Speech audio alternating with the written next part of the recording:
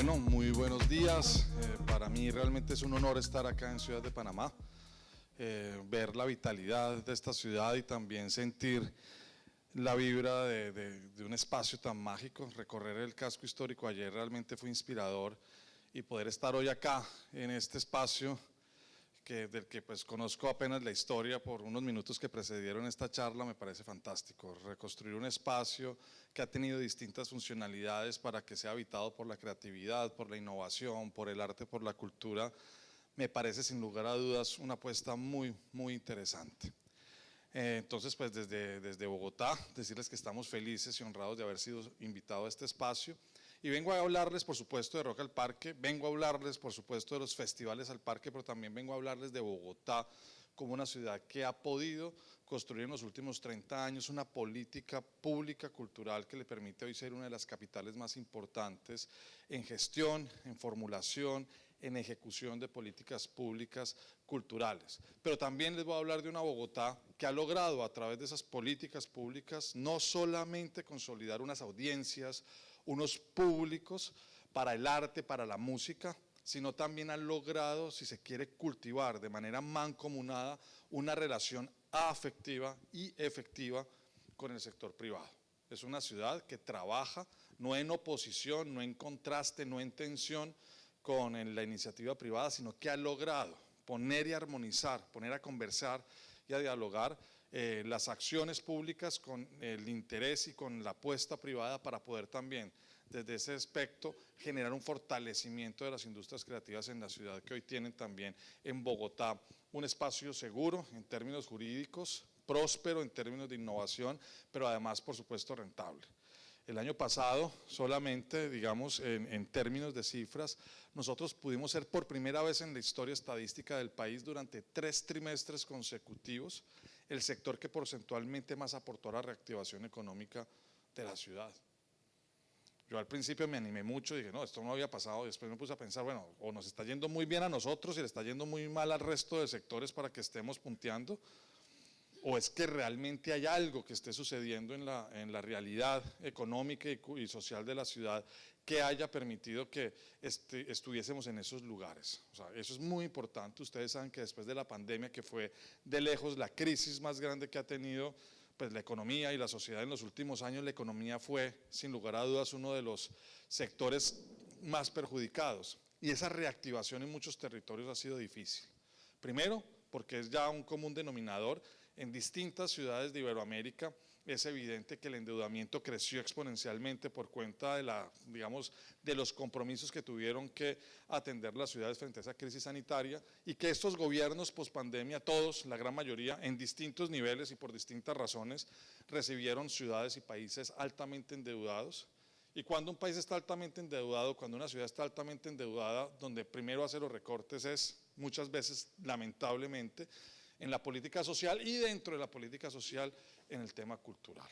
Hoy yo tengo que decirles que aunque ese es un fenómeno que evidentemente podemos, digamos, evidenciar en Bogotá, en Colombia, el liderazgo del alcalde, para quien yo hoy estoy trabajando, Carlos Fernando Galán, en su plan de desarrollo dejó a la cultura, al arte, a la recreación y al deporte en un lugar importante, y no solamente garantizó sus recursos, sino que en algunos proyectos estratégicos logró aumentar las partidas para poder sacar adelante, entre muchas cosas que les voy a presentar hoy, una estrategia de internacionalización de la ciudad de Bogotá a través de la cultura, en donde también aprovecho este espacio maravilloso para invitar a Panamá, para invitar a los liderazgos culturales de Panamá a que se sumen a las propuestas que tenemos y de las que les hablaré más adelante.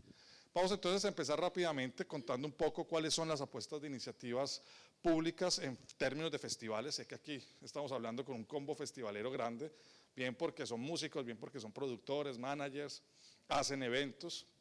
Entonces vamos a hablar de cuáles son las iniciativas públicas y privadas en el marco de los festivales, y particularmente los festivales al parque y otras apuestas de ciudad, y al final quiero contarles un poco de qué va la apuesta de políticas culturales para afianzar la circulación artística en Bogotá, y entre una de ellas, en la conversación previa que tuve acá, les voy a explicar de qué va la ley del espectáculo público para poder transmitir si es beneficioso para ustedes ese mecanismo que ha sido tan exitoso en Bogotá y en Colombia, y que hoy supone solamente por ingresos de ese fondo para la ciudad casi 11 millones de dólares que llegaron por vía de recaudo de ese fondo parafiscal de la Ley del Espectáculo Público para potenciar las artes escénicas y musicales en la ciudad.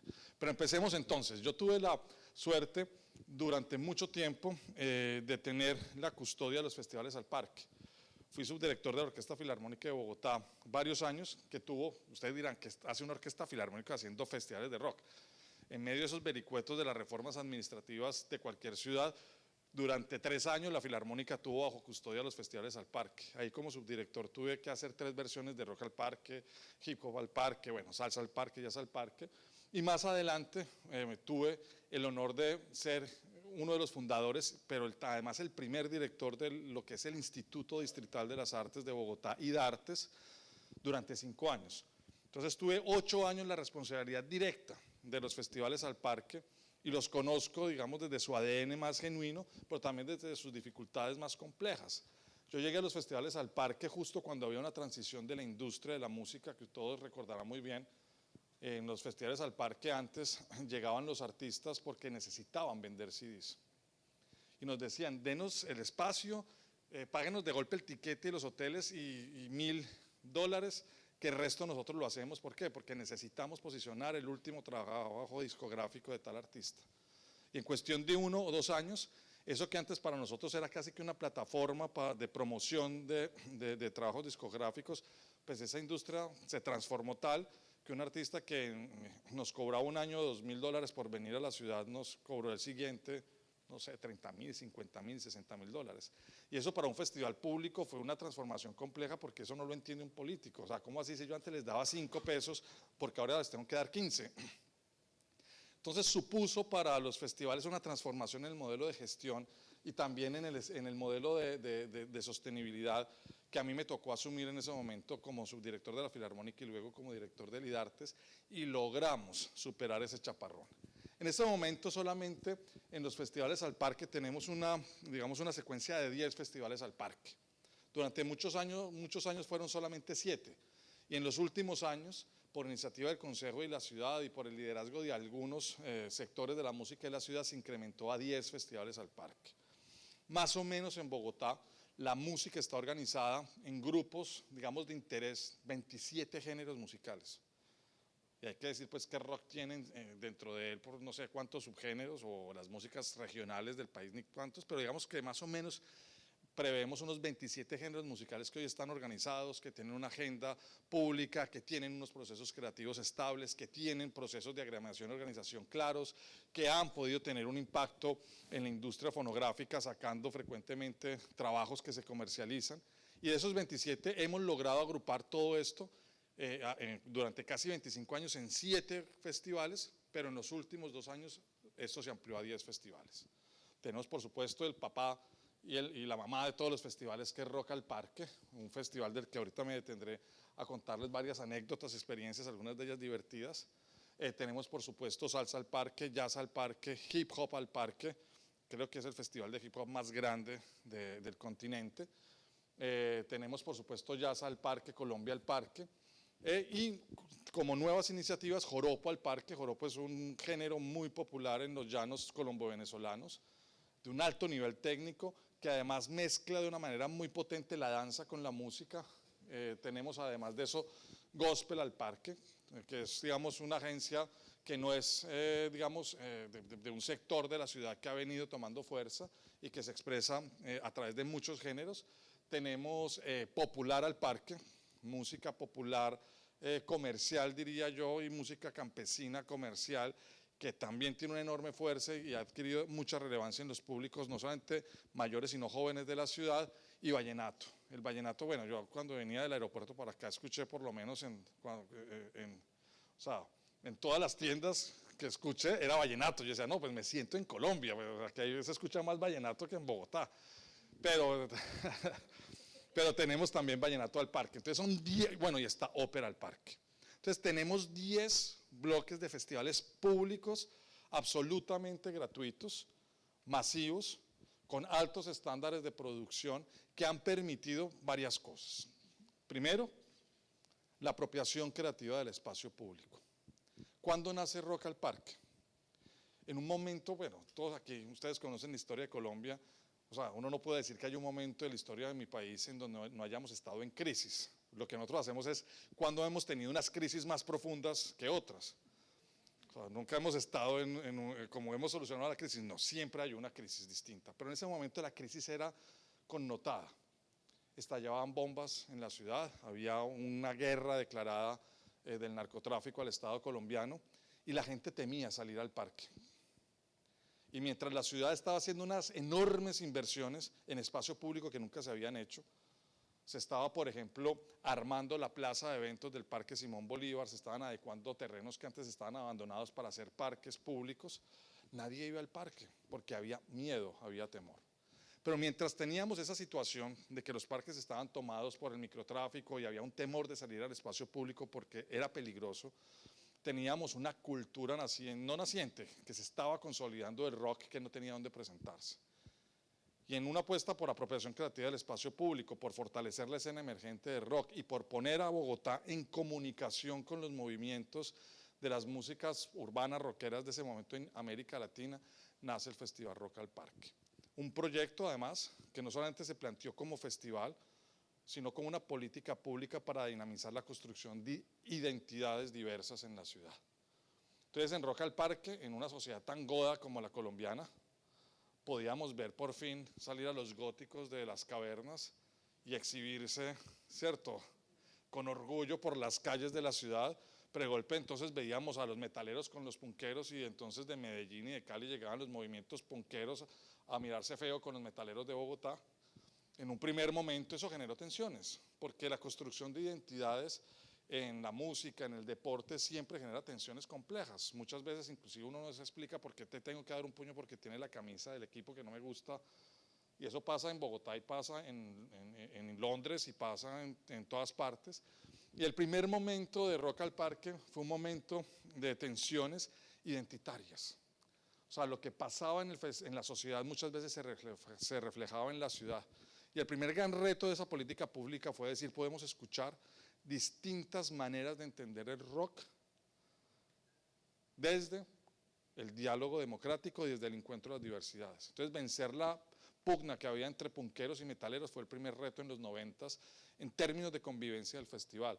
Y su primer mensaje, si se quiere, su primera idea fuerza fue 3 días de extrema convivencia. O sea, vamos a convivir sin abandonar el lugar identitario que ocupamos, pero sin darnos disculpen el coloquialismo, en la jeta, porque tú eres rockero y tú eres metalero, tú eres rasta, tú eres punkero, y eso fue muy bonito porque si bien tuvimos problemas en ese momento de orden público y de dificultades que muy claramente hubiesen podido vencer la voluntad política de la ciudad para mantener un festival de esta complejidad, lo superamos. Y hoy Rock al Parque está a punto, a 2 años de cumplir 30 años. Ya los hubiese cumplido si no hubiesen sido los 2 años de pandemia, ya tendríamos 30 versiones. O sea, el festival está hace más de 30 años, pero ha tenido 28 versiones, este año es la 29 y será responsabilidad de la administración que hoy pues estoy liderando desde la cultura hacer la versión 30. Desde ya les digo alístense porque eso va a ser una cosa alucinante. Entonces, sí, vayan reservando fechas, vayan reservando tiquetes, porque pues a la del 29 vayan, pero a la de 30 va a ser un hecho, un hito en la vida musical, no solamente de Colombia, sino de América Latina. Entonces, en ese momento logramos, la ciudad logró sacar adelante esas primeras dificultades y después de que Rock al Parque lograra, ya después voy a adentrarme en los otros festivales, que Rock al Parque lograra resolver estas pugnas internas entre los distintos géneros, entramos en una discusión muy interesante ya entrado el siglo XXI, y era ¿qué es el rock? ¿Qué es lo que debe estar en Rock al Parque? ¿Qué es lo que se debe programar allí? Y yo llegué justo en eso, o sea, en un cambio en la industria discográfica y en la industria musical y un cambio también en los formatos de las músicas juveniles rockeras de América Latina, porque entra, digamos, en la escena la fusión y la fusión, digamos, tiene una afectación directa porque Colombia se vuelve protagonista de las propuestas de fusión en el continente. Richard Blair, después, bueno, Chuck Town, Bomba Estéreo, que creo que la tienen por aquí mañana o pasado mañana, solamente por mencionar a algunos, Sistema Solar, empieza a tocar algo que sonaba como a medias tintas entre un rock extraño, música juvenil, entre cumbia con guitarra eléctrica, ¿qué es esta vaina? Y empezaron esos grupos a ser programados en los festivales de rock más importantes del mundo. Y nosotros no los podíamos programar en Rock al Parque porque se nos podía armar un problema de orden público. Porque era básicamente, eso no es rock. ¿Qué es el rock entonces? Y empezamos una discusión muy interesante. Y me di cuenta en ese momento que los festivales al parque no solamente era un reto de producción de un evento performático de alta complejidad, masivo para muchas personas, gratuito, sino que era sobre todo un proceso de conversación social. Los festivales, si no generan una conversación, no son interesantes. Si alrededor de un festival no hay un debate, no hay una pregunta que genere un proceso de diálogo que interpele las estéticas de una sociedad, los prejuicios de una sociedad, que ponga en movimiento los procesos creativos de un sector como la música, pues no es interesante. Y lo que decidimos en ese momento es vamos a poner a los festivales al parque como una plataforma de diálogo social. Primero porque en el caso de Rock al Parque se había constituido básicamente como esa banda sonora común. El tiempo de vida de muchos bogotanos y bogotanas era, ese fue el año en que llegó Manu Chao a Rock al Parque, o ese fue el año en que estuvo, no sé, Charly García, o el que estuvo cualquiera de estos famosos de América Latina. Pero además era también, ¿qué es rock? Entonces unos decían, es un formato, 2 guitarras, bajo y batería. Todos vestidos de negro y dándole duro a esa vaina. Porque, ¿cierto? Eso era para muchos, para otros no, el rock no es un formato, el rock es un género. Y ese género tiene estas licencias, puede haber un rock indie, puede haber un rock más fuerte, puede haber un rock de desierto, entonces el rock con sus matices. Pero para otros era un movimiento, y es un movimiento que marca épocas, y ese movimiento que fue en los 80, un formato de 2 guitarras bajo y batería, en los 2000 era totalmente distinto. Y hágale entonces, como decía, entonces si el rock es un movimiento, entonces y no es solamente un formato y no solamente es una composición instrumental, entonces se puede hacer rock con marimba de chonta, o se puede hacer rock con loops electrónicos al estilo de Bomba Estéreo, y empieza ese debate. Y yo me doy la piel en un momento para que uno de los festivales de Rock al Parque trajemos la banda metalera más poderosa, se me escapa, que había en ese momento del metal, de las bases populares de Bogotá, pero al mismo tiempo les pusimos a Chuck Town. Entonces el día de metal lo cerramos con la banda que se señoraron toda la vida, pero déjenos meter a Chuck Town acá, y se armó un debate tenaz. Yo no sé si estuvo bien, mal, aquí todos pueden estar diciendo, man se enloqueció, ¿cómo le hacen eso al rock? Pero fue muy interesante porque se repletó el parque. Y logramos entonces entender que había un movimiento, una fuerza innovadora en los contenidos musicales de Bogotá y de Colombia, que ya no eran solamente motivo de conversación en Bogotá, no, eran una tendencia en el mundo. Estos grupos empezaron a ser convocados por los principales mercados del world music en distintos espacios, y adquirimos poco a poco, no solamente gracias a una política pública, sino al talento de estos nuevos sonidos colombianos, a ser protagonistas de la escena internacional. De una ciudad que exportaba 1 o 2 grupos que podían hacer más o menos giras entre 10 a 20 conciertos, pasamos a casi 26 grupos, mientras yo era director de Lidartes. Fui director de Lidartes 5 años, 3 estuve como de subdirector de la Filarmónica, pero en los 5 años que estuve como director de Lidartes, logramos que profesionalmente más de 26 bandas tuvieran circuitos. No logramos, no, la ciudad logró, eso no es un logro de nuestra gestión, es un logro de la sociedad en su conjunto, que al menos entre 26 y 27 bandas tuvieran agendas internacionales de alto nivel con giras de conciertos que superaban los 20, pues sí, como 20 conciertos en distintos lugares del mundo. Y podíamos decir por fin en Bogotá que un músico podía vivir de hacer conciertos, porque antes los músicos, y todavía la gran mayoría de ellos hay que decirlos, viven de dar clases. Entonces eso fue muy interesante y muy importante, y vimos entonces cómo creció la fuerza de la música en la ciudad. Además de Rock al Parque, que creo que era ese tema porque sé que muchos de ustedes vinieron, hemos podido desarrollar también una suerte de ciudadanía musical diversa en Bogotá. Porque obviamente que a mí me pareció que fue muy acertado en los 90, escoger una política de fomento y circulación de la música por géneros musicales se nos iba volviendo un problema. Porque pues el rockero solamente quiere rock, el salsero solamente quiere salsa, y no, pues al final, qué bacano ver un metalero bailando chucuchucu. O sea, ¿por qué no? ¿O por qué no podemos tener un jazzista que al mismo tiempo pueda hacer hip hop? Porque finalmente lo que empieza a pasar en la primera década del siglo XXI, en la segunda, es que la interdisciplinaridad y la fusión de géneros se vuelve rica. Y los festivales más interesantes del mundo ya no son los que son específicamente especializados en un género, sino los que logran hacer como, no sé, crossovear, ¿cierto? Hacer mix. Entonces eso se nos volvió un problema, porque ahora ¿cómo hacemos eso? Entonces plataformas como Colombia al Parque o el Festival Centro, que es otro festival que no es al parque, pero que es un festival muy importante que hace La Fuga, otra entidad que pertenece al sector cultura, recreación y deporte, se volvieron plataformas muy interesantes para poder dinamizar esos diálogos entre géneros. Bogotá entonces tiene una apuesta muy grande de festivales al parque, gratuitos, masivos. Ustedes vieron las cifras al principio, no sé si las podamos poner antes de contarles esto, o un poquito más atrás.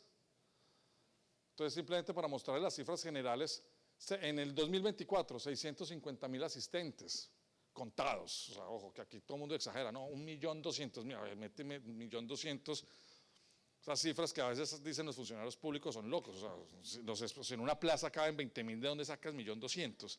¿Cierto? Pero pasa mucho.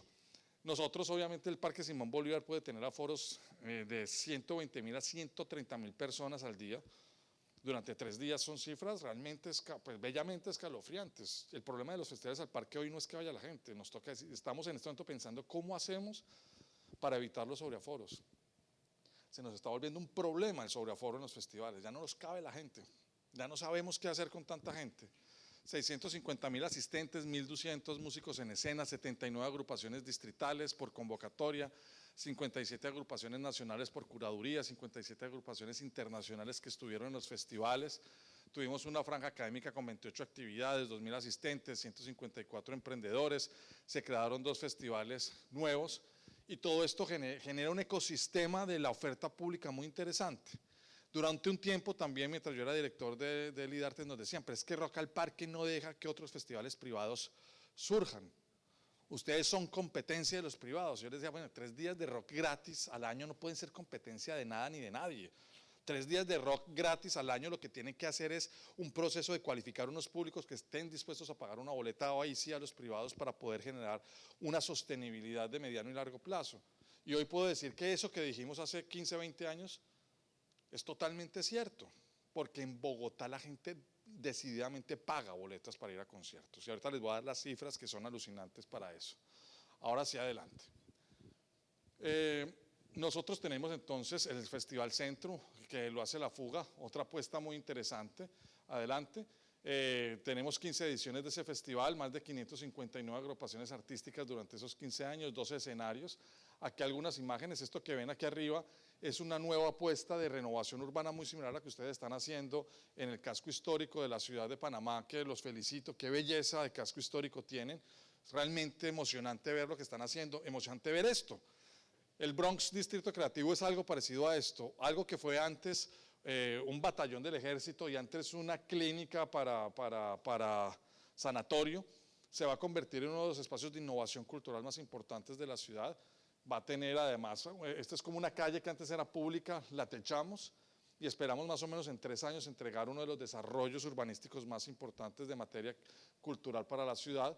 Y ahí pasa el Festival Centro, pasa también en otros espacios del lugar y lo que queremos es que el Centro Histórico de Bogotá a principios del año, esto acaba de pasar, 23 y 26 de enero, viva la vida de la cultura.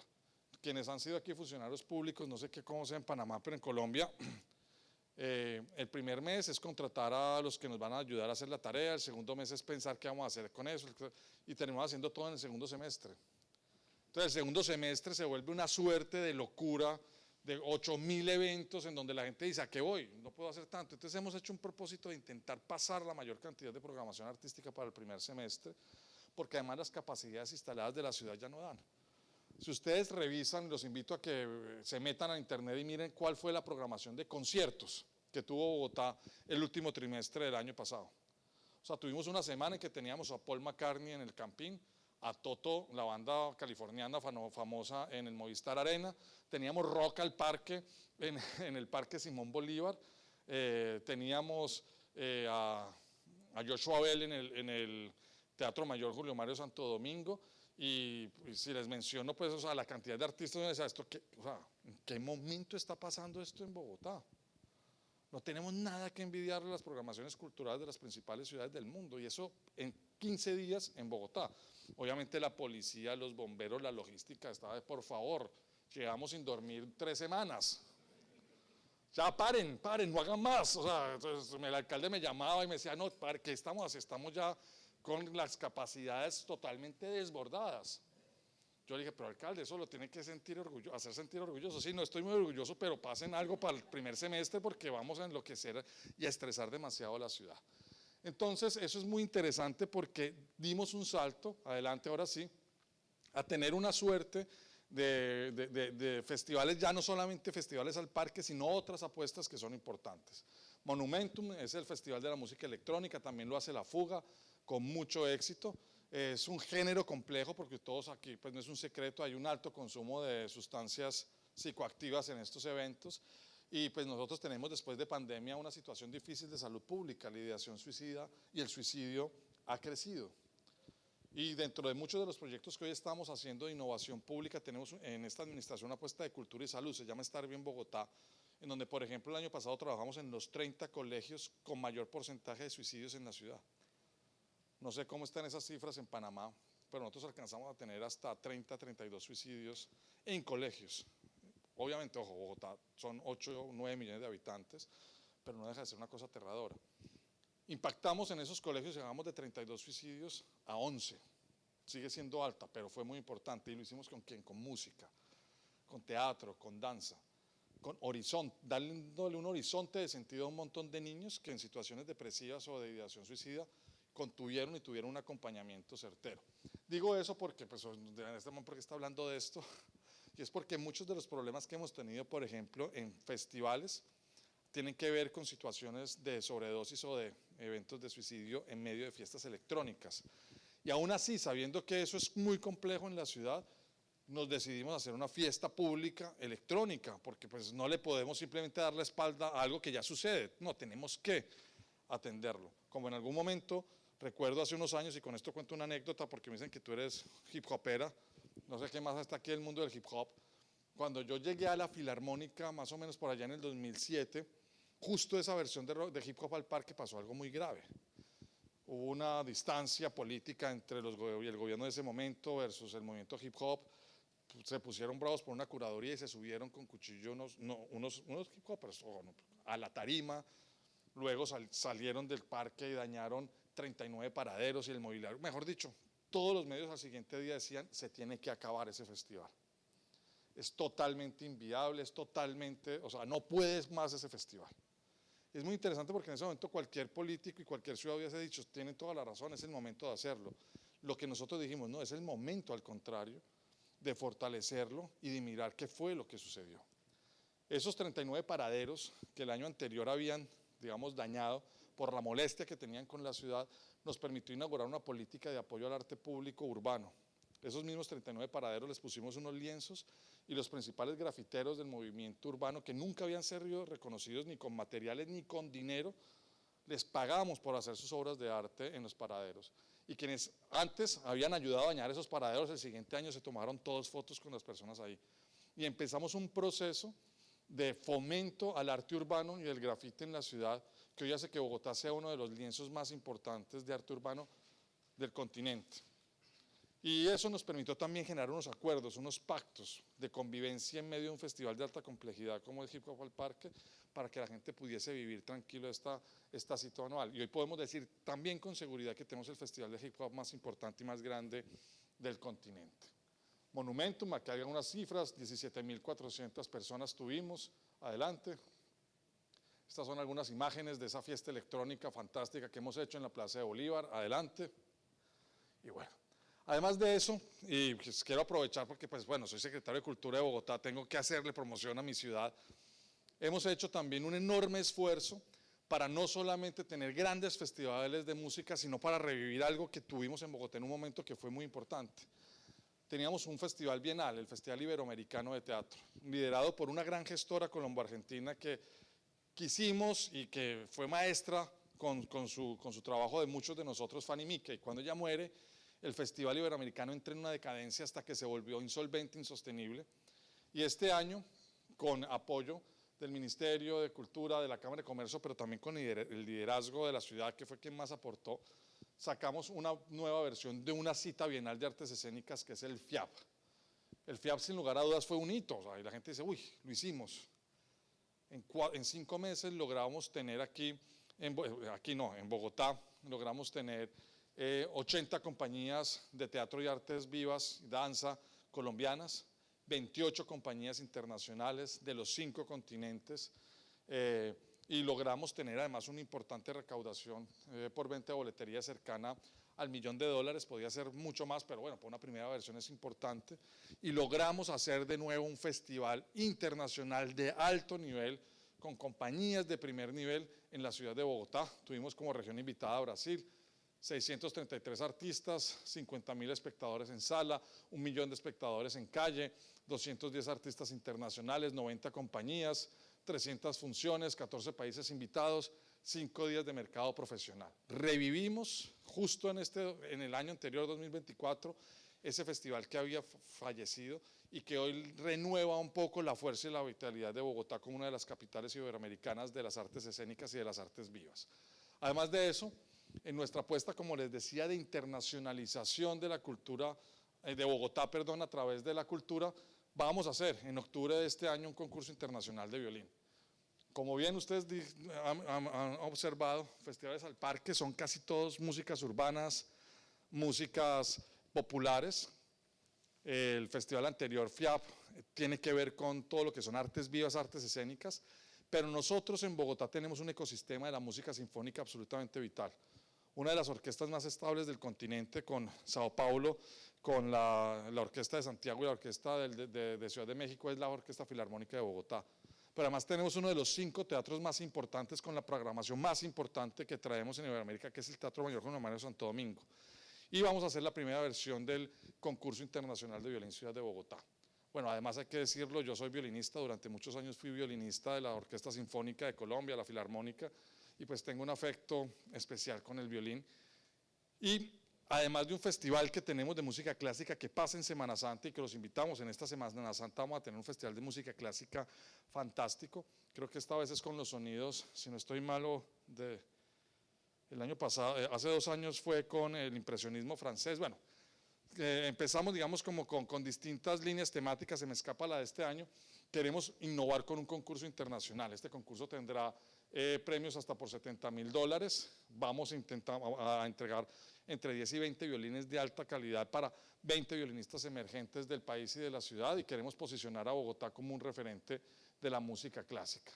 Hemos empezado, nos metimos en esta vaca loca, pero estamos seguros de que nos va a ir muy bien. Además de este concurso internacional de violín adelante, tenemos, y es tal vez la apuesta más importante en materia cultural este año, la primera Bienal Internacional de Arte y Ciudad, BOG 25. Estamos haciendo una inversión cercana solamente desde la iniciativa pública de casi $4 millones, 3 punto y pico millones de dólares para hacer esto posible. Y esperamos obviamente una vinculación fuerte, asertiva del sector privado para tener algo que le hacía falta a la ciudad. Todo lo que les he comentado ahorita es artes vivas, música, pero no teníamos nada en artes plásticas, diseño, arquitectura, y tener una bienal y un concurso internacional de interpretación es casi como, uno podría decir, como 2 cartas de presentación para decir esta ciudad tiene su mayoría de edad cultural.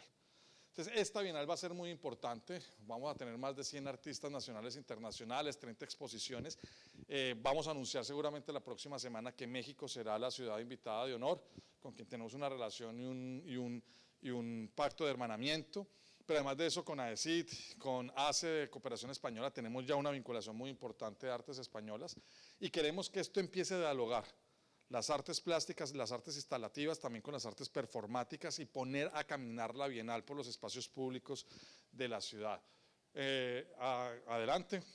Además de eso, pues como verán, cuando yo les cuento todo esto, uno dirá, tiene una oferta pública sólida. Sí, nos sentimos profunda y poderosamente orgullosos de la oferta pública de eventos culturales que tenemos. O sea, nos la pasamos de fiesta y nos gusta que la gente esté de fiesta, porque Bogotá es una ciudad estresante y estresada.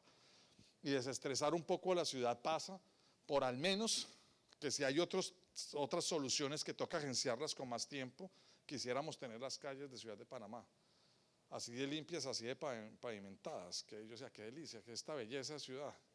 Qué bueno, en Bogotá eso es más difícil, ¿cierto? Que por lo menos la cultura tenga un primer lugar. Bueno, yo sé que todo tendrá sus críticas, pero bueno, imagínense, sí.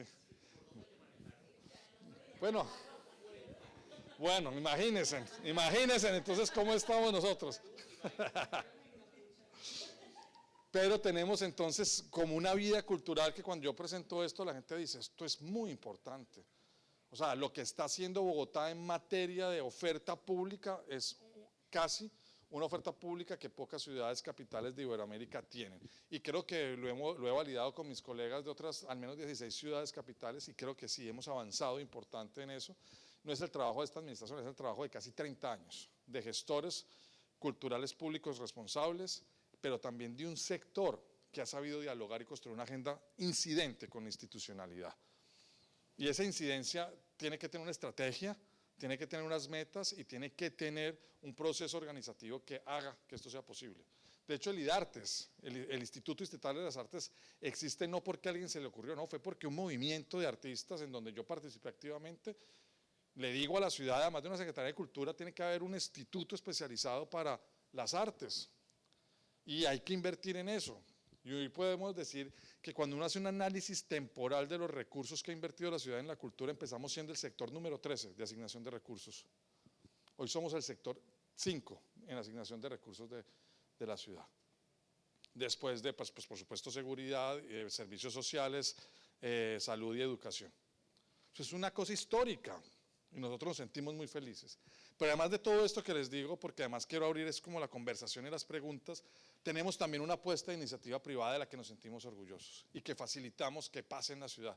El Festival Estéreo Picnic, no sé si han escuchado de él, es un festival tal vez uno de los más importantes del circuito internacional y pasa en Bogotá. No, mentiras, pasaba en Sopó, a 1 hora y media de Bogotá. Teníamos el trancón más grande, trancón es como atranque. El atranque más, no sé si era el festival más grande de rock del mundo, pero sí sabíamos que teníamos el trancón más berraco que se podía producir en una ciudad, porque tenían que irse casi 60.000 personas a un campo de golf en las afueras, en donde además se embarraban hasta las rodillas. Bueno, nadie entendía por qué eso tenía que pasar. Logramos generar las condiciones jurídicas, logísticas, de producción, de alianzas, de todo, para que ese festival se trasladara al Parque Metropolitano Simón Bolívar y la experiencia cambió drásticamente. Un recorrido que antes era de 2 horas, yendo 2 horas viniendo, se volvió 15 minutos en el transporte público de la ciudad. Hasta recogimos a los borrachos ahí a las 3 de la mañana y se los llevamos a, mejor dicho, una cosa de paz y amor que me pareció fantástica, y todo en colaboración entre el sector privado y el sector público. Porque también es un convencimiento de nosotros, es que le tenemos que facilitar las cosas a la gente que decide invertir su dinero, que decide invertir su tiempo y que decide generar trabajo en este sector. Porque no es como una tensión entre es que lo público no puede aliarse con lo privado, no, claro que sí, es que nos corresponde hacerlo. Y parte de eso fue, por ejemplo, facilitar que esto se volviera una realidad para la ciudad. El Estéreo Picnic, por fin, después de cuántas versiones, se pudo hacer en Bogotá. Y con ello también el Festival Cordillera, que este año convocó a Hombre G, a Juan Luis Guerra, bueno, no sé a quién más, a Raimundo y todo el mundo de este otro género, y fue fantástico. ¿Qué es la ventaja de todo esto? Que además de estas iniciativas del Festival Estéreo Picnic Adelante y del Festival Cordillera, por ejemplo, el Estéreo Picnic tuvo 150.000 asistentes, 29.000 turistas, 4.900 millones, 4.900 millones de dólares en contribución para fiscal. Ahorita les cuento qué es eso. 14.000 empleos directos. Son cifras poderosas para la vida cultural de una ciudad. Es algo muy importante, es algo muy relevante. Y estos empresarios innovadores con una visión de futuro, pues los tenemos que tener cerca. Los tenemos que tener en la ciudad y tenemos que permitir que las cosas pasen con ellos. Además de eso, adelante, estuvo el Festival Cordillera, que está muy, muy potente y muy vinculado a las músicas latinoamericanas. Y ahí tuvimos entre 30.000, casi 30.000 asistentes diarios. Eso es algo muy positivo. Y eso es pues una iniciativa de una empresa que se llama Páramo y que estamos felices de trabajar con ellos. Pero además de eso, pudimos hacer 8 eventos masivos en el Campín. O sea, lo hicieron los privados, ojo, eso no es gestión nuestra, pero Los privados, gracias a un concurso, un acompañamiento de la ciudad, se han sentido seguros y han tenido las facilidades logísticas para acceder, por ejemplo, al estadio, para hacer grandes eventos. Y todo esto genera que se quiere un ecosistema virtuoso que nos ha hecho a nosotros tener un recurso importante para la cultura. En Bogotá, en Colombia, existe lo que se llama la ley del espectáculo público.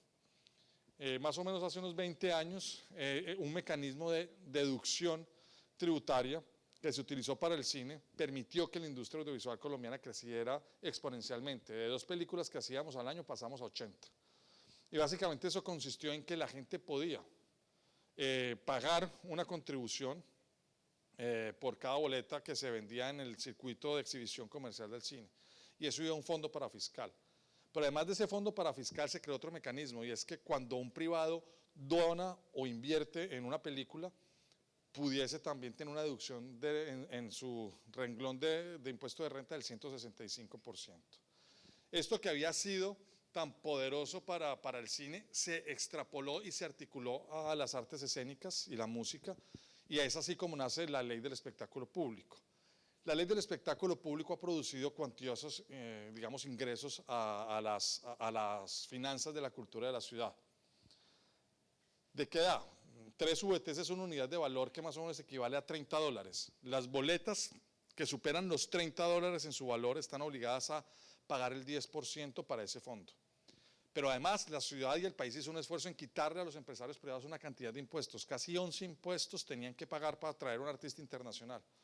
Se le quitaron esos impuestos y solamente se les dejó esa contribución, lo cual es como, uy, qué bueno, mucho menos, nos sale más fácil traer gente y hacer eventos y hacer festivales, pero además de eso, tenemos que hacer una contribución que no es un impuesto, sino es una contribución a un fondo que tiene que compensar el mismo sector que lo produce, el de las artes escénicas y de la música.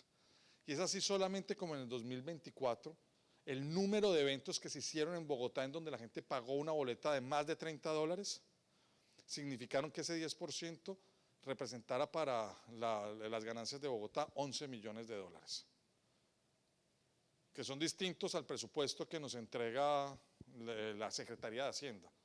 11 millones de dólares, la cifra más alta reportada desde que la ley se sancionó. Y ese es un mecanismo virtuoso, porque ahora está bien, los empresarios, Stereo Picnic, Cordillera, los que hacen los conciertos de Karol G y que tienen la música como un negocio y que eso es válido hacerlo, pues han podido crecer en sus empresas, han podido generar trabajo, pero ese dinero que nos llega a nosotros es ¿para qué?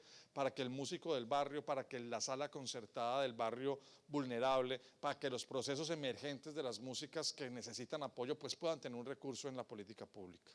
Entonces estamos compensando vía el éxito de estos empresarios y de estos conciertos a un sector que necesita un impulso, y porque también hay músicas que no tienen una vocación comercial y que nunca van a poder vender 200.000 boletas de más de $30, pero que tienen que ser músicas que existan y que tengan un apoyo y que tengan unos públicos y que tengan unas dinámicas. Entonces esto es una suerte de círculo virtuoso que hoy nos permite decir que además de tener una gran oferta pública, tenemos unos instrumentos legales en la normatividad colombiana que nos permite generar compensaciones que hacen que este ciclo virtuoso de la música, de la creatividad, de la alternatividad, de la independencia, de la libertad creativa, pero también de las industrias culturales, pues sean rentables, porque no es entonces, si eres comercial, si eres desde las industrias creativas, eres, no sé, un neoliberal facho, pero si eres alternativo y estás totalmente, digamos, diciendo, entonces eres un mamerto. No, yo creo que aquí estos de acá y estos de acá pueden convivir, los que estamos en la mitad también, y entre todos generamos un espacio de conversación asertiva, porque en la diversidad podemos habitar mejor, porque finalmente lo que a veces la política divide en estos países latinoamericanos, la cultura lo une, y esa es de lejos nuestra apuesta en la ciudad de Bogotá. Yo pues más bien prefiero ahora, porque creo que he hablado un montón y no quiero que se me vaya toda esta hora, y abrir como a unas preguntas o a una conversación y sobre eso seguir como profundizando estas reflexiones. Adelante.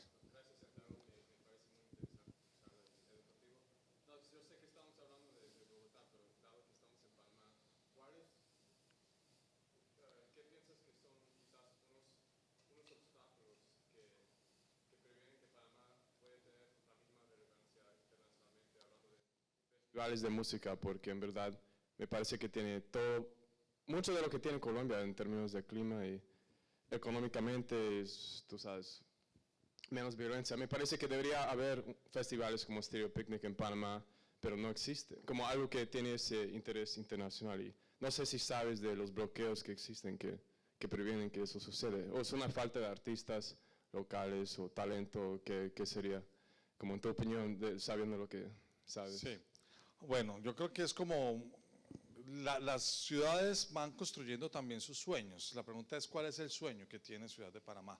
Si hay un sueño colectivo que ustedes tengan, eso es lo primero. Queremos ser una capital de la música de Centroamérica o de América Latina, o queremos potenciar nuestros nuevos talentos musicales a través de plataformas que generen innovación.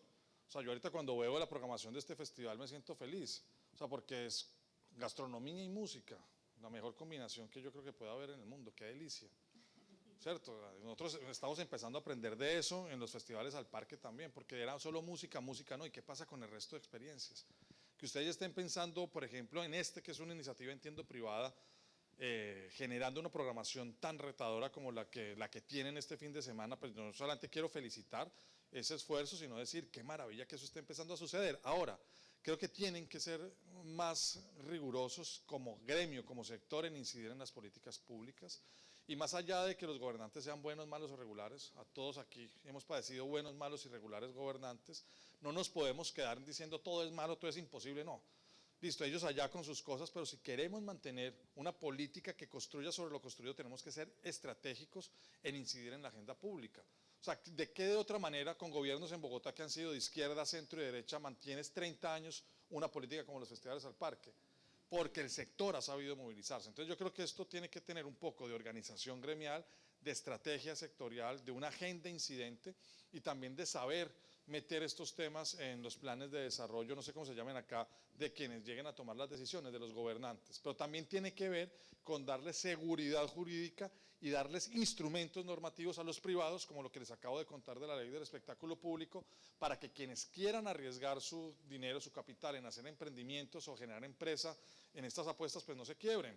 O sea, si Stereo Picnic se hubiese quebrado las primeras 2 o 3 versiones, pues hasta ahí llega.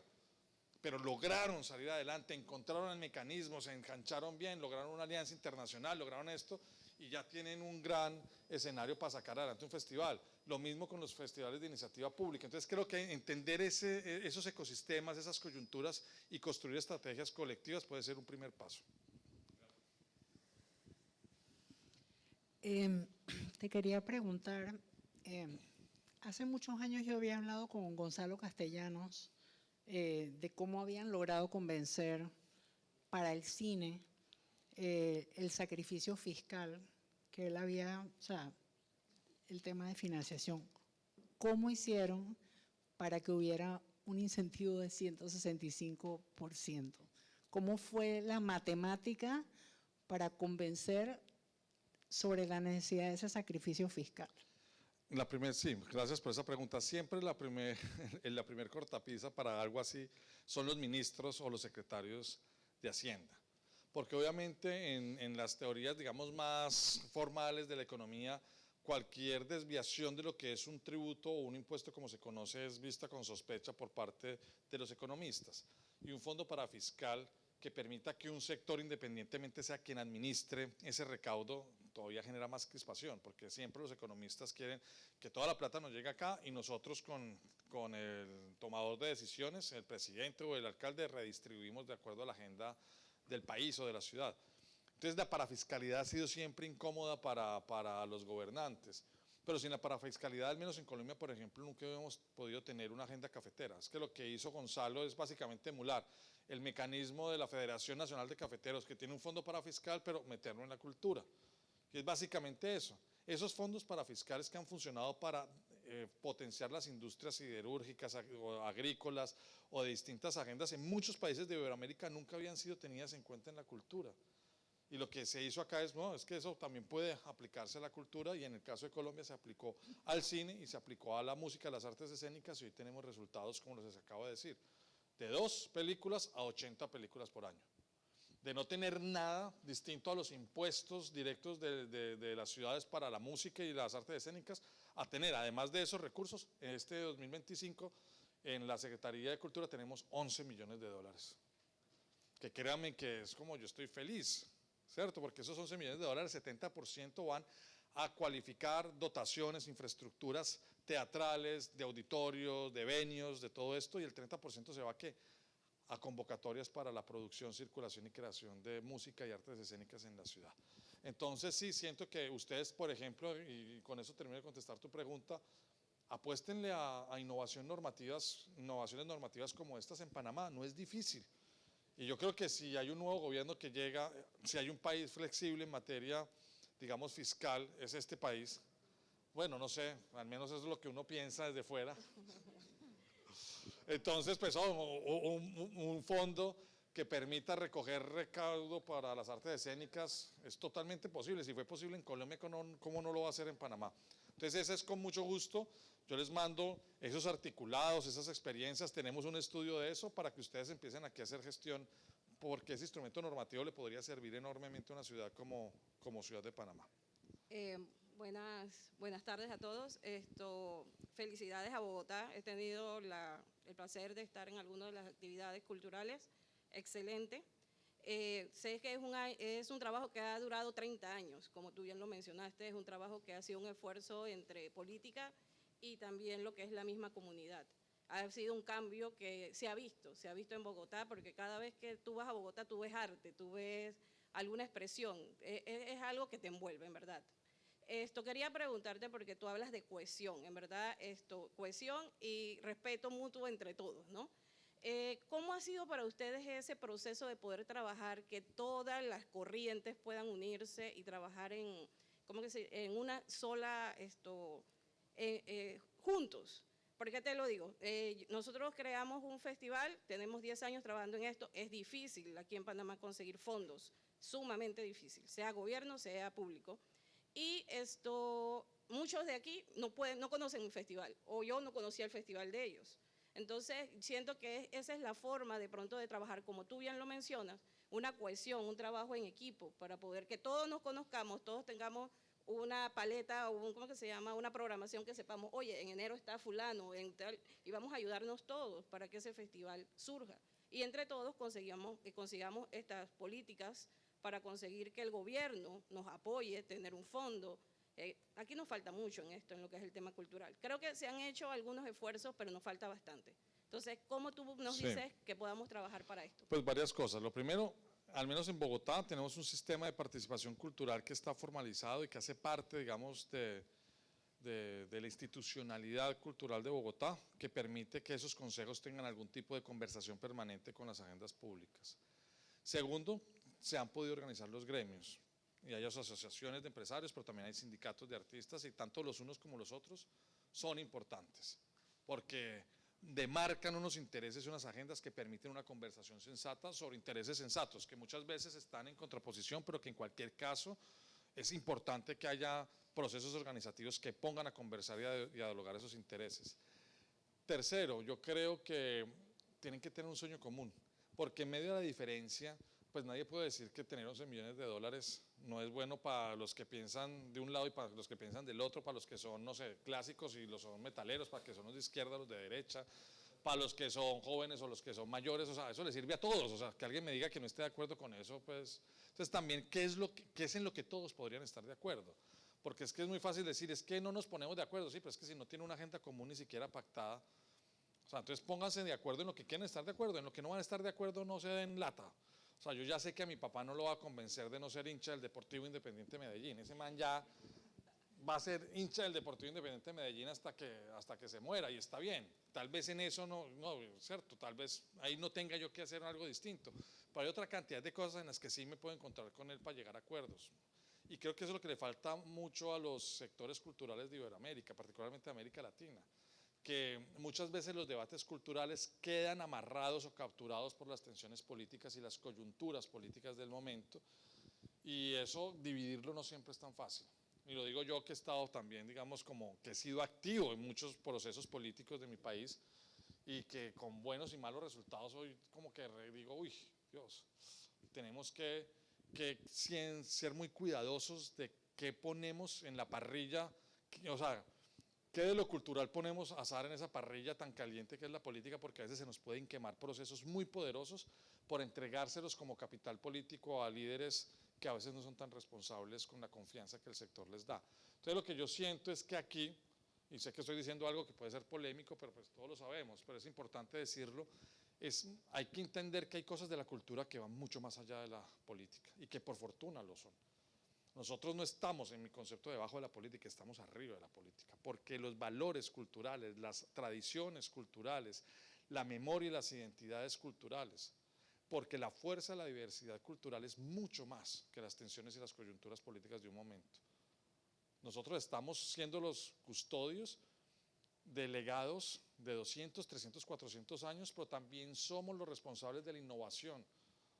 Nosotros ahorita tenemos un proyecto que se llama muy bonito, Escuela de Futuros. No les he hablado de las otras cosas que no son festivales, que son las que más me gustan y con esto tal vez termine.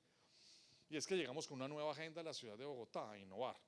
En el marco de Bogotá 25 de la Bienal Internacional de Arte y Ciudad, vamos a hacer un encuentro iberoamericano en un programa que se llama Acción Cultural Iberoamericana. Queremos que Bogotá sea una ciudad incidente en la construcción de pensamiento cultural en Iberoamérica. Pero además queremos que distintos líderes de Iberoamérica conozcan a Bogotá y que podamos conversar sobre temas que nos interesan a todos. Vamos a hacer un diplomado internacional en alianza con OEI para que ojalá la mayoría de ustedes puedan meterse en ese diplomado, lo vamos a ofertar seguramente a finales del mes de marzo. Y ese diplomado va a terminar con unas lecciones, si se quiere, en Bogotá, en el marco de la Bienal, donde aspiramos a tener al menos 200 líderes culturales de Iberoamérica hablando de los temas que nos interesan y nos preocupan en las ciudades. No estamos hablando en clave de país, sino en clave de ciudad. Desde ya los invito a que el 20 de septiembre todos estemos allá en Bogotá, va a ser un parche, porque no solamente son discursos y clases, no, son fiestas. Queremos que la gente viva la fiesta de la cultura en Bogotá entre el 20 de septiembre y el 30 de septiembre. Y para que lo pongan en la agenda, esto va a ser una posibilidad de conversar muchas cosas. Pero además de eso tenemos una cosa que se llama Escuela de Futuros. Y es porque es que el futuro en el mundo no lo pueden pensar solamente los economistas y los abogados. Y los planes, no, pues nosotros los artistas tenemos una obligación de pensar el futuro. Y los únicos artistas que pueden pensar el futuro no pueden ser los de la gran industria cultural norteamericana. Y con eso quiero decir que igual me encanta porque soy amante. O sea, a mí me ponen Dune o me ponen Star Wars y yo digo, Dios, soy de ese parche, o sea, que me pongan esos tatuajes acá. Amo esas piezas y esos universos. Pero pues tenemos que vencer también el mito de Skynet. No todo lo que va a pasar en el futuro son unas máquinas agresivas que vienen a matarnos a todos y el fin de la humanidad. No, el futuro también lo tenemos que pensar desde este sur tan poderoso del que somos protagonistas, y el pensamiento artístico latinoamericano de nuestras ciudades también pueden soñar un futuro, y escuelas de futuros tienen que ver con eso, exploratorios para desde la pintura, la poesía, la literatura, las nuevas tecnologías, poder pensar un futuro. Y pensar un futuro en clave de las transformaciones culturales, de las mediaciones comunicativas, porque esta sociedad está transformándose mucho. Entonces creo que esas apuestas son importantes y pues ya serán motivo de otra conversación, pero pues bueno, ahí estamos. ¿Tú? Hola, mi nombre es Jonathan, trabajo en la Tribu Performance. Mi primer viaje a un festival fue a Bogotá, al área de San Cristóbal, al complejo cultural Simón Bolívar, donde el grupo Muro de Espuma durante años hizo la Convención Internacional de Circo. Asistí en el año 2000, 2002, 2004 y me daba chance de ir bien pelado, de salir de noche de ese complejo cultural y ir a la ciudad a disfrutar del festival internacional más alucinante del planeta, que era el de Bogotá. Pude ver obras fascinantes de Alemania, de Brasil, de España, y hacía largos viajes desde el centro de Venezuela hasta Bogotá durante 2002, 2004, 2006 para nutrirme de todo eso que sucedía. Ciertamente, pues eso hace 20 años, más de 20 años, y redondea en esos 30 que hablas tú de esa vida potente que tiene Bogotá. Hoy tengo 5 años en Panamá y definitivamente es un mercado muchísimo más pequeño. Hablamos de una ciudad, de un país donde Bogotá duplica a la cantidad de personas de todo este país entero, solo la ciudad de Bogotá. Y sí es como muy utópico a veces pensar que vamos a llegar a hacer un Rock al Parque aquí en la ciudad de Panamá, precisamente por, ¿no?, por la cantidad incluso geográfica y de población. Sin embargo, desde que estoy aquí trabajo en el FAE, que es un Festival Internacional de Artes Escénicas. Este es mi cuarto FAE, ya estoy produciendo, trayendo grupos de afuera. El año pasado traje a México, este año traigo a Perú, Francia. Me encargo de la parte de programación externa, de las calles. Igual, aunque es gratuito, la convocatoria es bien baja, el apoyo es muy mínimo. Siento que ese tipo de festivales, como ese en específico, que yo llegué 20 años después de que se hace, caen incluso en mendigar. O sea, es como muy fuerte el tema de conseguir los recursos de forma, incluso con una ley, ¿no? Entonces mi intervención es más para secundar lo que ya dijeron los demás. Hay que construir ese horizonte, hay que ver cuáles son, qué es eso que los une, cuál es esa ciudad que queremos construir, qué queremos en esa ciudad. Y definitivamente pues este festival en el que estamos hoy lo está visando, lo está viendo, y hay otros festivales que también.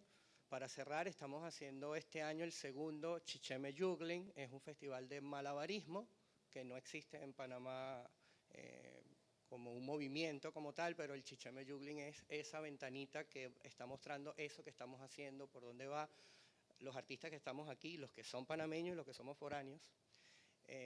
Y bueno, creo que el circo es como lo más chiquitito de toda la industria cultural, pero con una gran potencia y para motorizar precisamente ese diálogo. Pero más allá del diálogo que tenemos que hacer afuera, hay un profundo diálogo interno para poder construir. Sí, totalmente de acuerdo, y creo que eso es clave, aprovechar estos encuentros para conocerse primero, porque tú lo decías ahorita, no nos conocemos. O sea, eso es lo primero, o sea, son 4 millones de panameños o de gente viviendo aquí, más la ciudad, y que no se conozcan es la primera cosa que por fortuna creo que estos espacios logran. Y segundo, creo que ella también quería, bueno, no sé, hay varias, no sé hasta cuánto tiempo tenemos, pero bueno, yo feliz.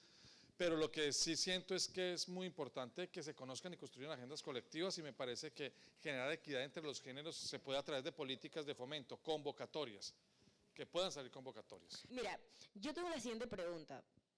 A mí me resuena mucho porque sí he trabajado tanto con privadas como gestión, autogestión, como también con el gobierno. Y a mí siempre me ha preocupado mucho es la convocatoria. Algo que sucede mucho es que en realidad es como, o sea, siento que esa es la parte como más difícil, y me he dado cuenta con el pasar del tiempo de que nos estamos aferrando mucho a las redes sociales únicamente, cuando estamos olvidando como otro tipo de convocatoria, ¿no? Y esto sucede tanto en el gobierno como con empresas privadas. Ahora, ojo, quiero enfocarme en que estamos pensando en un festival que es abierto, que no es como exactamente que están pagando para entrar o cosas como esa, porque generalmente cuando están pagando ya tú tienes como tu target y tú vas a llegar a ciertas personas, pues, que estás buscando en específico. Pero cuando tú quieres es un tanto algo más social, que quieres que las personas de X comunidades lleguen a ese festival y sean parte, pues de alguna manera u otra, se torna un tanto más difícil la convocatoria.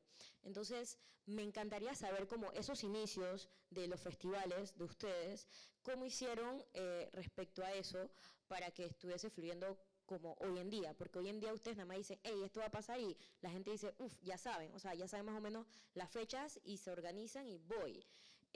Pero el inicio es bastante tedioso, pues.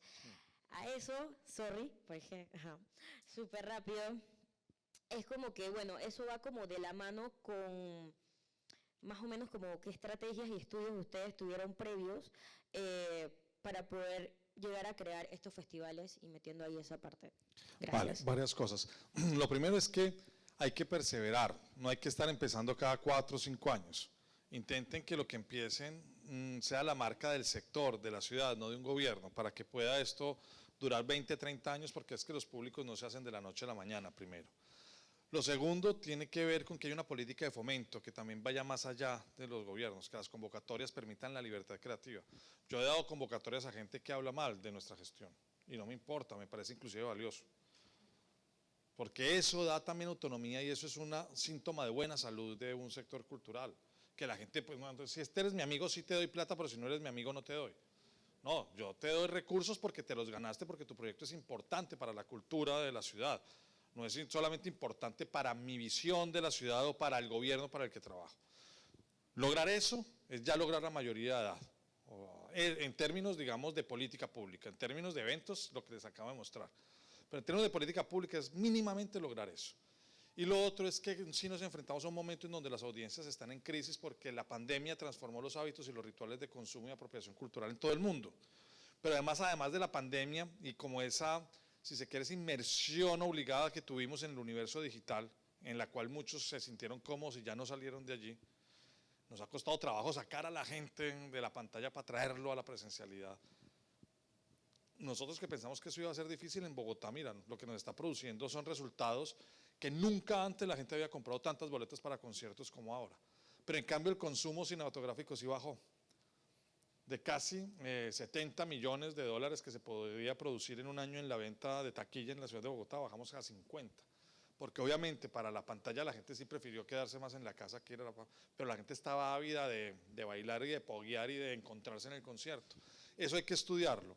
Y hay que estudiar además de esto qué es lo que está pasando con inteligencia artificial, porque mientras hoy estamos, digamos, con el gobierno de Trump diciendo libertad y cero regulación para los productos de inteligencia artificial, tenemos a Paul McCartney y Elton John diciendo desde el Reino Unido, por favor regulen esto porque se puede poner en crisis el talento creativo y no queremos entregar nuestro talento para entrenar la inteligencia artificial de privados. O sea, imagínense en ese debate tan poderoso. Exacto. Sí, sí, y creo que los de reggaetón lo saben muy bien. No, mentiras, no está bien. Pero en cualquier caso, lo que quiero decir es que es un fenómeno que tenemos que pensar. Y ese es el debate que tenemos justamente hoy. Entonces, pues vamos a ver, de eso vamos a conversar en el diplomado. Ese es el tema principal, uno de los temas principales del diplomado internacional que va a lanzar la ciudad de Bogotá con OEI, en donde desde ya los invitamos a que todos ustedes se inscriban y que además nos veamos en septiembre en Bogotá. Eso va a salir más o menos en un mes y medio, pero yo creo que esta base de datos va a quedar, vamos a quedar en contacto y yo me encargaré de mandar toda esta información, ¿cierto? Todos los que están registrados, les hacemos llegar la invitación. Más o menos en un mes y medio va a salir para que también estén esperando. Mi pregunta es bien corta, tienen 30 años y son exitosísimos. ¿Qué estrategias de comunicación y relaciones públicas ustedes manejan a lo interno, con los gremios y con las personas que viven alrededor de donde hacen los festivales para que lo sigan apoyando y no se lo cierren? Bueno, ¿y cuánta plata invierten de esos 11 millones en esta comunicación interna y estrategia de comunicaciones? Claro. Mira, lo primero es que el evento no solamente lo comunica el sector público, lo comunican las bandas también. Entonces nosotros hacemos un esfuerzo para que las bandas que muchas veces tienen más redes sociales que nosotros somos el spam de casi todo el mundo. Díganme qué entidad pública no tiene un 90% de spam en sus redes sociales. O sea, uno ya dice, no, eso llegó de la alcaldía, chao, eso llegó. Entonces, ¿qué hacemos nosotros? Intentar comunicar a través de la gente que sí, no es spam. En este caso de las bandas de música, que ellos sean los principales aliados y los principales voceros de los festivales. Lo segundo es que sea una conversación. O sea, porque no es solamente publicitar una parrilla de programación, es comunicar un debate, una controversia, una pregunta, lo que les decía ahorita. Si un festival no propone una conversación social, se vuelve como, es una programación más ahí. Y yo creo que pues hay que generar, y no quiero decir con eso que haya que forzar escándalos o polémicas por la polémica, pero sí hay que proponer cosas. ¿Por qué traemos este grupo? ¿Por qué traemos este otro? ¿Qué es lo que viene a estrenar este señor? ¿Por qué juntamos estos dos personajes? Muchas veces un festival también puede ser pensado no solamente como una suerte de exhibición de obras y de grupos, sino también puede ser un laboratorio. Entonces nosotros, por ejemplo, muchas veces hacemos el tributo al metal nacional y juntábamos a los metaleros que todo el gremio del metal soñó todo el tiempo, ¿qué tal cuando estos dos canten juntos? ¿Qué tal si hacemos esta vaina? Entonces innovar también en lo que pasa en la tarima, en las colaboraciones que el festival pone en escena en la tarima es importante, porque ya no es solamente poner al grupo famoso que por favor son 45 minutos, que eso tiene que pasar, pero hay otras cosas que pueden pasar antes que son importantes. Creo que mezclar temas como gastronomía y música o por ejemplo hacer que entre los intermedios de los grupos pasen cosas, eso es importante. Nosotros pasábamos el documental de 15 años de Rock al Parque en pantallas o hacíamos maratones Entonces la maratón de fotógrafos, 20 fotógrafos en los 20 años de Rock al Parque tomando 20 fotografías de cómo las mujeres viven el festival. ¿Y por qué?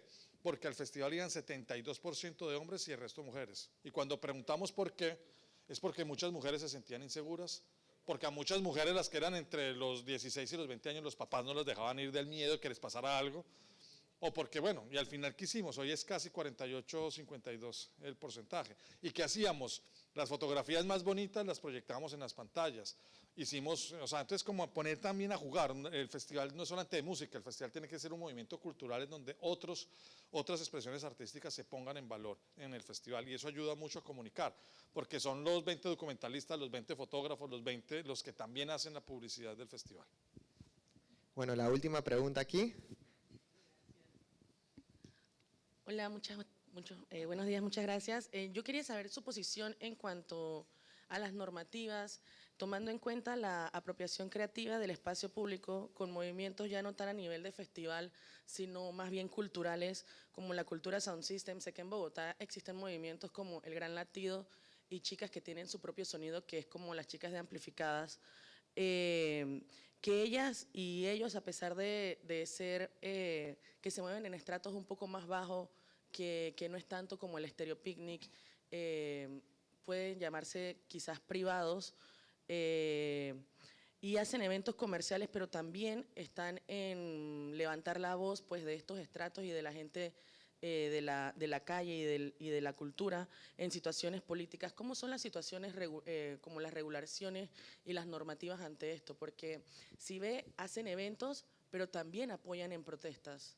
Sí, pues primero nuestra posición, tanto de la administración como la mía, es que cuando el arte, digamos, decide, o un artista decide vincularse en una causa, la libertad creativa debe ser total, digamos. Hay que respetar, de la misma manera que se respeta la libertad de expresión, la libertad creativa es como un derecho inalienable e incontrovertible.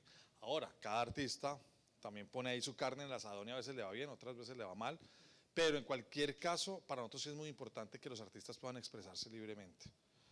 Y eso en cualquier sentido, frente a cualquier controversia o política o jurídica o social, etc. Y en Bogotá yo puedo decir genuinamente que hay libertad creativa. La gente puede decir muchas cosas, inclusive así no nos gusten, y estoy no solamente desde el ámbito político. Yo sé, por ejemplo, el debate que suscitó la canción Más 57 frente a una visión de género que puso en escena un debate fuerte frente a las líricas de reggaetón, versus, por ejemplo, las batucadas que van en las marchas del paro nacional que tuvimos en el 2022, que fueron bastante agitadas. Entonces, lo que yo siento es que primero hay que respetar la libertad creativa y más bien promover que esa libertad creativa sea ejercida con responsabilidad por parte de los creadores, porque muchas veces no lo es. Hay que decirlo también, o sea, muchas veces abusan un poco o no abusan, o sea, lo hacen mal y al final el que pierde es el artista, porque pierde credibilidad, porque pierde resonancia, porque pierde visibilidad.